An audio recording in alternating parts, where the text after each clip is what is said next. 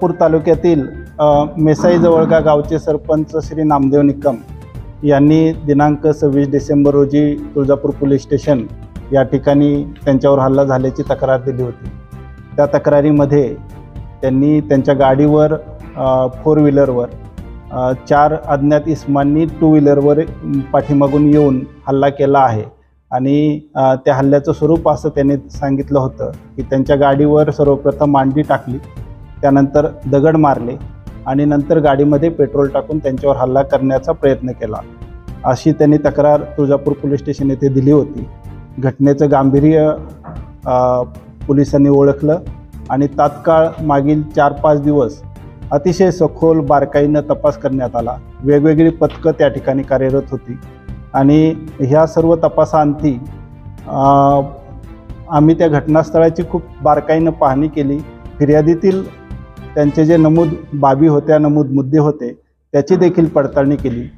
त्या पडताळणीमध्ये बरीच विसंगती त्या ठिकाणी दिसत होती। प्रत्यक्ष घटनास्थळावरची परिस्थिती आणि फिर्यादीमधील त्यांची नमूद तक्रार याच्यामध्ये बरीच तफावत त्या ठिकाणी दिसत होती।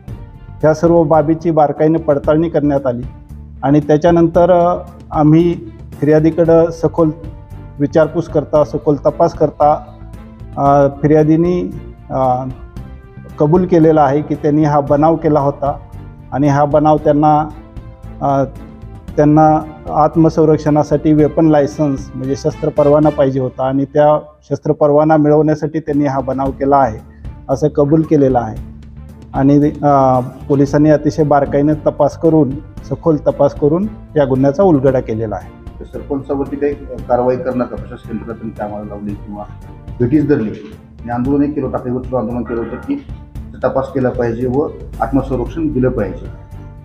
यासाठी कायदेशीर बाबी पडताळल्या जातील। तपासातील आणखी काही मुद्दे आणि पुढचा तपास बाकी आहे, तर त्या बाबी पडताळून योग्य तो निर्णय घेण्यात येईल। या अनुषंगानं मी आणखी एक बाब आपल्या माध्यमातून सांगेन की धाराशिव जिल्ह्यामध्ये कोणतीही दडपशाही, हुकुमशाही किंवा धाकदपटशा खपून घेतला जाणार नाही। अशा सर्व इसमांना मी सांगू इच्छितो की कोणाचीही गय केली जाणार नाही। अतिशय कठोर कारवाई केली जाईल आणि कायदेशीर बाबी त्या ठिकाणी हे केल्या जातील। संनियंत्रण समिती पण आहे। या व्यतिरिक्त आणखी एक बाब मी सांगू इच्छितो की पवनचक्की, सौर ऊर्जा या अनुषंगाने जे प्रोजेक्ट चालू आहेत त्यासाठी जिल्हा स्तरावर मान्य जिल्हाधिकारी यांच्या अध्यक्षतेखाली एक संनियंत्रण समिती कार्यरत आहे। तसंच उपविभागीय स्तरावर प्रांताधिकाऱ्यांच्या अध्यक्षतेखाली एक संनियंत्रण समिती कार्यरत आहे। ज्यांच्या या अनुषंगिक तक्रारी असतील त्या तक्रारीची त्या संनियंत्रण समितीकडे दखल घेतली जाईल आणि त्याच्यावर योग्य तो नियमातून तोडगा काढला जाईल। थँक्यू।